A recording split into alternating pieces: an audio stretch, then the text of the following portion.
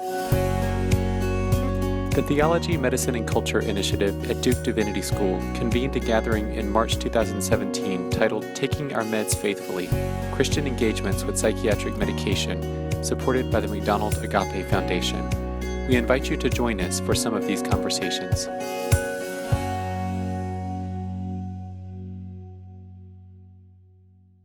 My name is Warren Kinghorn. I'm a faculty member here at Duke Divinity School, co-director of the Theology, Medicine, and Culture Initiative. It's my really great pleasure to be sitting here with Professor John Swinton, who's the chair in Divinity and Religious Studies and professor of practical theology at the University of Aberdeen in Scotland. He's here with us for a conference on Taking Our Meds Faithfully, Christian Engagements with Psychiatric Medication. John, it's really a pleasure to have you back at Duke. Thank you for being here with us. This conference that we're all here as a part of is really thinking about how can Christians think, act, practice faithfully with regard to psychiatric medication. And that raises questions of how Christians relate to people with mental health problems, how Christians think about mental health more broadly. You have had a long-standing interest in this area. This is the center of a lot of your work. And I wondered if you could start just by giving a bit of a history of how did you come to be interested in these questions? Well, my background's in mental health nursing. So I nursed for 16 years in a variety of different contexts, from what was then called chronic care to acute care. It's now called all sorts of different things. But I spent most of my early life working alongside people with mental health challenges. And then I retrained and I worked specifically with people with intellectual disabilities. So for most of my early professional life, I was with people whom society considered to be different, and usually that difference was perceived as negative. But also, by being alongside people that kind of what was very formative years in my life, I found myself formed in a very particular way to look at humanness in a way that perhaps if I'd been doing other things, I wouldn't have seen some of the things that I can now see. So I look upon that as my place of formation, where I became something of the person I am and learned how to look at people in a quite particular way. And then I spent some time, I left nursing and I decided I was going to go into the ministry. Well, first of all, I worked as a mental health chaplain. I was a community health chaplain working with people coming out of long-term mental health care into society. And my job was to help them to find a spiritual home, to find a place where they could be accepted, find a sense of belonging, and have the spiritual needs nurtured and developed.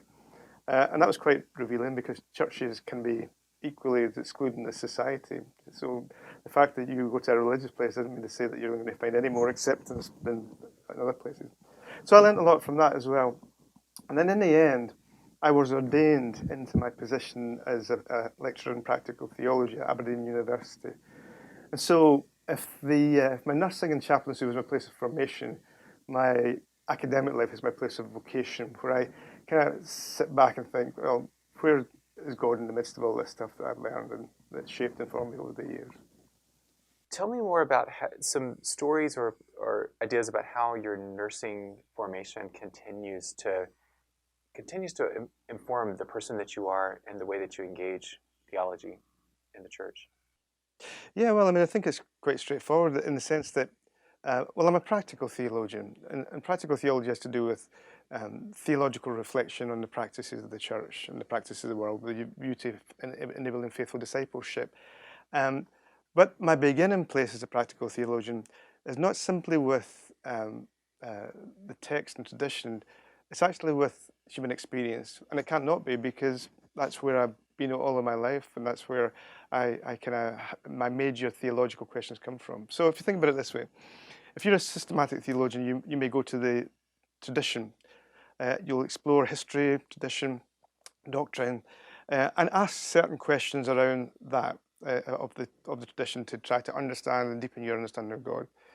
From my perspective as a practical theologian, I have a whole different set of questions to ask to the tradition, because these are questions that come from the lives of people with mental health problems, the lives of people with profound disabilities, lives of people with advanced dementia. These are valid questions that very rarely are asked of the tradition simply because of the way in which theologians tend to be formed. So contemporary theologians tend to be academic theologians who have a set of questions, but sometimes they're quite different. And so I think that what I bring is a different set of questions because I come from a different set of histories and I have a different formation.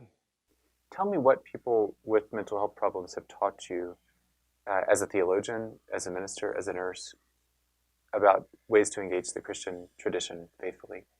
Well, I think what I've learned most is that there's no single thing that we can hold up as paradigmatic of what it means to be a human being. To be human is a broad range of possibilities, that you experience your humanness through your body, you experience your humanness through the way that you encounter your mind and the way you interpret things. You experience your humanness through your community. So we're all shaped and formed to be human beings in different ways, which is why the body of Christ is always all about difference. It's never about sameness. And sometimes we try to make it sameness. So I think what I've learned from being alongside people with mental health problems is how to recognize and respect difference, even if that difference is sometimes deeply dissonant, because that difference expresses something fundamentally important about the way people are experiencing the world and experiencing their humanness.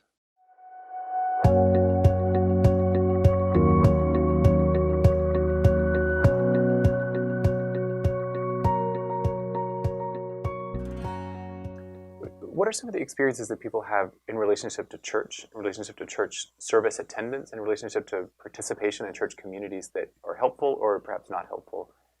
That's interesting, because at the moment I'm doing some qualitative research looking at people, Christians, with severe mental health challenges. And thus far I've interviewed probably around 30 people. And each one, almost to a man and to a woman, have said the same thing. Churches can be really helpful, churches can be really destructive. And the destructive dimension comes when churches try to explain the reasons why people have mental health problems. And so you may have a diagnosis of schizophrenia or bipolar disorder, well, that's fine. But then you go into a church context where people have a whole new set of explanatory frameworks, and they begin to say, well, maybe it's demon possession, or maybe you haven't prayed hard enough, or maybe you should simply be looking for healing from the divine and don't take your medication, and all of these things. So what you have is a clash of explanatory frameworks. Now, people within churches are very often genuinely want to bring health and healing to this individual, but the way in which they articulate it, represents an explanatory framework that's not particularly helpful for these individuals. So there's a lot of exclusion, a lot of kind of alienation from church communities around these key theological issues. So I think the church, like society, needs to rethink what it thinks it's saying when it asks somebody with a mental health problem whether they should be healed because in whatever way. How would you relate this relationship of healing, salvation, as churches talk about it, in relationship to mental health problems? Healing and salvation. Well, it's interesting because when you look at the healing ministry of Jesus, we live in a highly medicalized culture. So the temptation is to read the healing miracles biomedically, right? So you look at Jesus healing somebody with a withered hand, and you think, well, Jesus is behaving just like a physician. Isn't it wonderful? He's fixed the hand. But actually, when you read Jesus' miracles theologically, which is what they're intended to be, you very often see, almost always see a different pattern. What Jesus is he's certainly fixing and mending things, but at the same time, he's revealing things about who he is. He's revealing things about who God is. He's revealing things about what the coming kingdom is. So the miracle can be a distraction because if we look at it in the wrong way, because it looks as if the healing is the point, but actually it's the theological message behind it that's the point. Now, as I say, clearly Jesus fixes and mends things, but that doesn't necessarily mean that's what health is.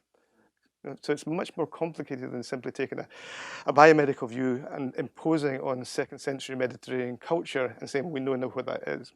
And so that has implications for the way that we understand the healing ministry.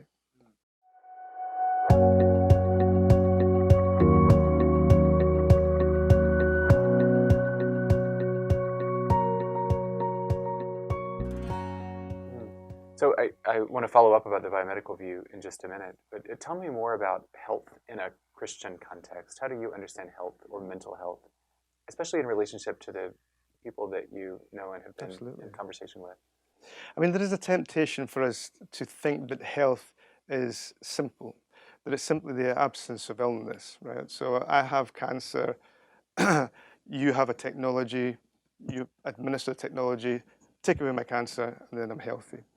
And that would be a standard biomedical understanding, or at least the way people characterize that or caricature that. But when you think about the way that health is in the Old and the New Testament, there is no word for health in that biomedical sense. That's just simply that's not the way that health is articulated. One of the closest words to health is the idea of shalom. So shalom has primarily to do with justice and righteousness, right relationship with God. So to be healthy is to be in right relationship with God. You have subsections, you have friendship and community and prosperity, but in essence, health is being in right relationship with God. And indeed, health is God. In Judges we find that the statement, Yahweh is shalom. And Paul talks about Jesus as peace, as shalom in that sense. So health is not a concept or experience, it's a relationship in that sense. So you can be deeply unhealthy in a medical sense, and at the same time be extremely healthy. And you can be the world's greatest athlete and be really, really unhealthy in that bodily health. And I think if we're thinking that way, then what we're looking at is not simply to take away people's symptoms and as a primary thing to do, but actually to ensure that no matter what experience people are going through, they have the opportunity and the means to keep their connection with God, even in the more difficult times.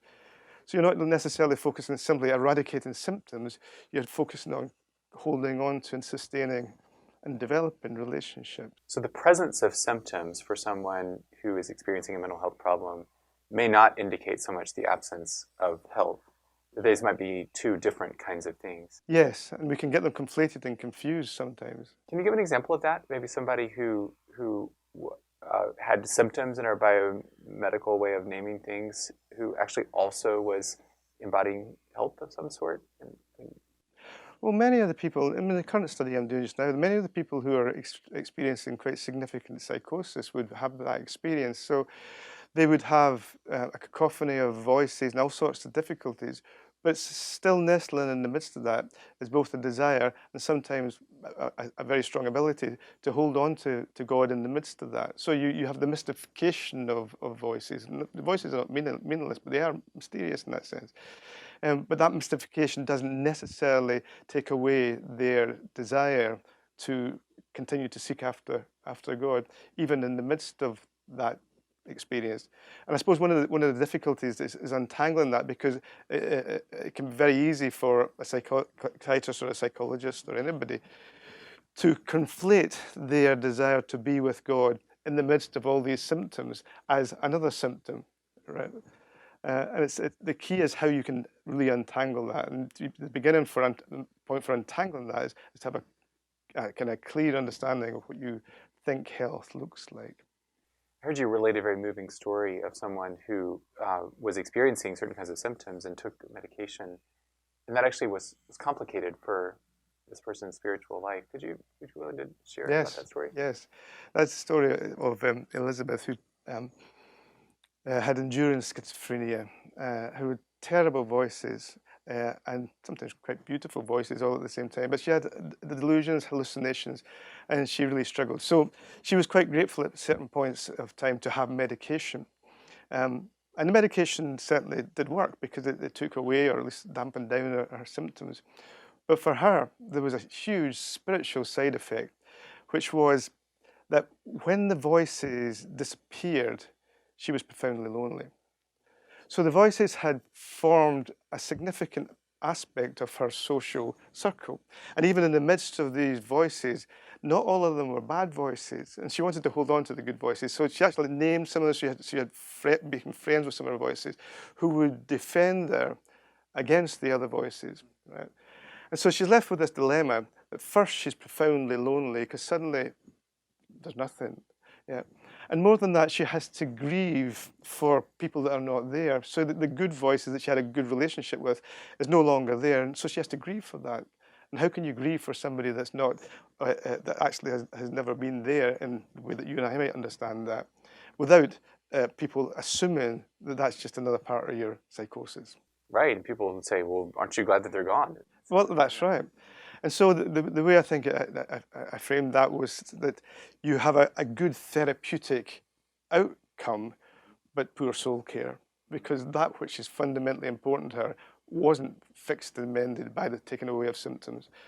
So if you, so go ahead. So if you think symptoms are just symptoms rather than meaningful experiences, then you miss a whole realm of what goes on in people's lives. So when psychiatrists like me want to reduce symptoms and prescribe medications or intervene in other ways to reduce symptoms, we need not to do it without also thinking about the meaning of those experiences for the individual and how that occurs. Well, you need to realize that you're medicating into a narrative. You're medicating into somebody's story. And that as your medication or your practices of medication interfere or alter that story, so you interfere or alter the way that person engages with the world. And we all make sense of who we are through our stories. Right? And so you could say mental health challenges disrupt our story, they certainly do. But so can medication if we don't actually listen to what that medication does. And when I say listen to, I don't mean simply are there side effects that we can further medicate, which is what we oftentimes do, but actually what are the side effects of this particular medication, or practice of medication? So we have to take neuroscience, neurobiology seriously, but you're suggesting that an account of pharmacology, an account of psychiatry, an account of mental health practice that sees us as and reducible to our brains or to our neurons, and that sees maybe mental health challenges as only neurobiological in nature, only needing pharmacological intervention, is a deeply short-sighted way from a Christian context to think of the human person. Yeah, and I can illustrate that because a colleague of mine, I listened to a lecture that he did recently, and he's a psychiatrist, and he said, I only have 20 minutes with a patient, and I spend the whole time looking at the screens in front of me trying to adjust his meds. Right? So if you can imagine being with another human being in an office, constantly obsessed with this computer screen and the person sitting there, then that illustrates the problem with whether it's pharmacomania, but there's a problem there if you think that you can read somebody who's in the room from their biology that's on a screen.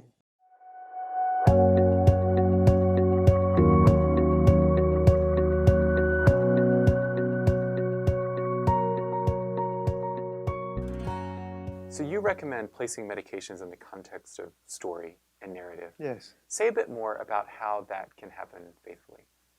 Well, I think you've got to realize to begin with that human biology is not an independent entity. It's not something that we can understand apart from God. So if you look at the Genesis account of creation, God creates human beings out of the dust. He blows his nephesh into them.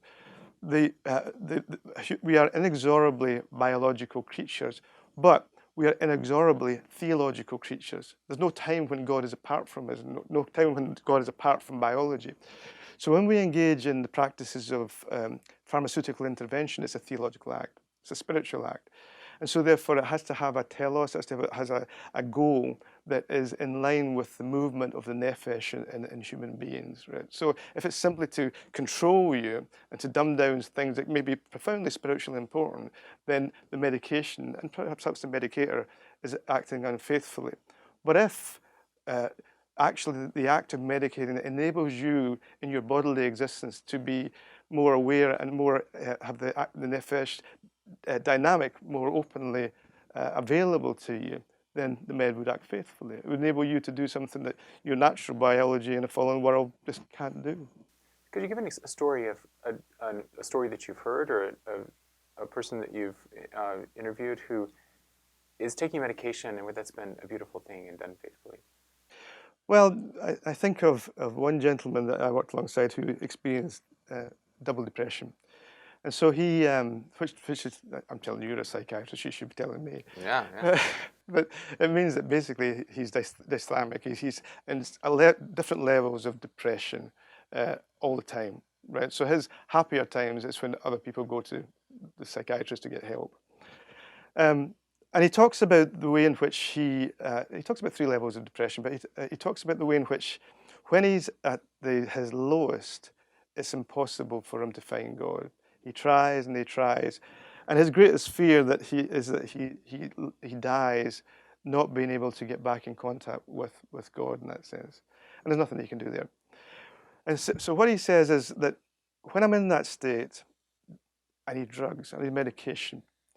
And he describes it in metaphorical terms like this, that if you think of people's spiritual life as like a wall, and all Christians are climbing up this wall by various means, for prayer, meditation, whatever way you are, you're moving towards this wall, this goal of being in contact with God in whatever way. And he says, I can't climb the wall, but if I get medication, then that can help me get to the top of that wall. Now, he says that, everybody gets there by different means. The fact that he is engaging in pharmacological mountaineering, if you like, doesn't invalidate it, and it definitely doesn't make it any less theological, because all that we do with our bodies is theological in that sense. So that was him, and that was the way he framed his experience encounter with pharmaceutical medication, because without it, he really struggled. Can you talk about, that's really helpful, thank you. Can you talk about limits on use of medication in that way? So, for example, would any substance that increases someone's sense of connection to God, and by virtue of acting on their nefesh, their ensouled body, would be a theological act? Was there any limits on that?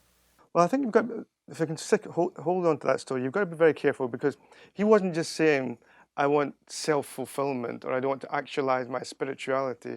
He was saying that he wants to get in touch with Jesus. Right? So for him, the metaphor of the top of the wall was to get in touch with Jesus. And so the parameters there would be in that's the case. The second thing is that for him, the top of the wall wasn't a place of ecstasy. It was simply a place where he could reach out his hand and feel that God was able to touch him. Now, of course, God was always able to touch him, but he could feel that space. Right?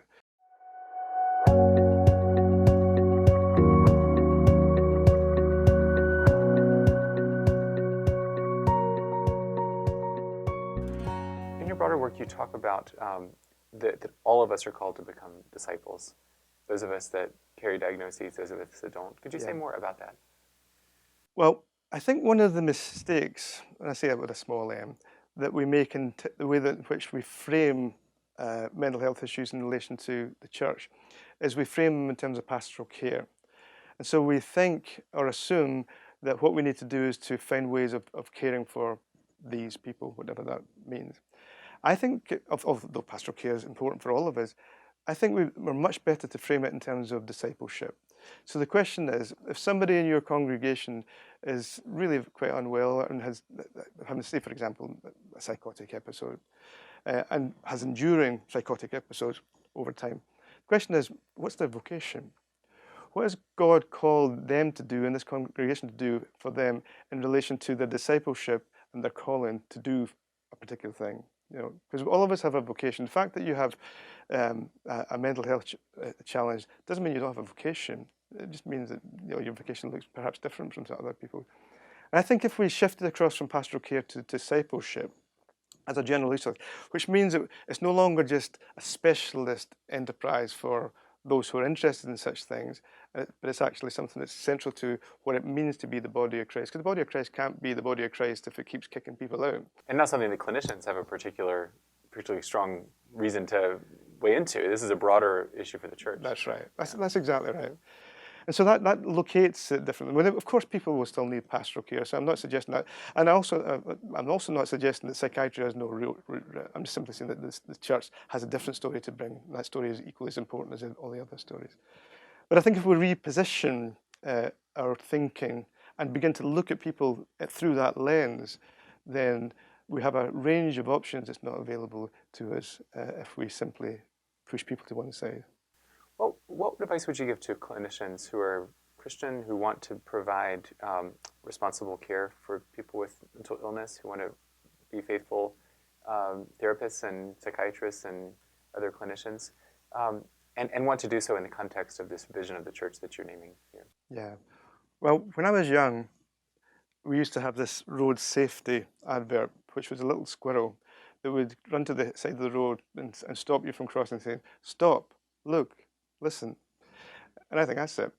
So stop, take a step back, begin to really look differently. Take that, if you think about that narrative dimension that I've just illustrated a little bit there, think about that you're speaking into somebody's narrative, a narrative that actually is fundamentally how they see the world and how they see themselves.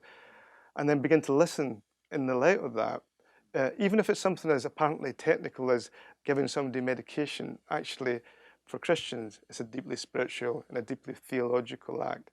When you begin to see that, then even the simple gestures of day-to-day administration of medication become something different, become not quite sacramental, but they certainly become a visible sign of an invisible grace. Thank you. Last question I have for you is, how is the gospel of Jesus Christ good news for people with mental health problems? It's good news for everybody.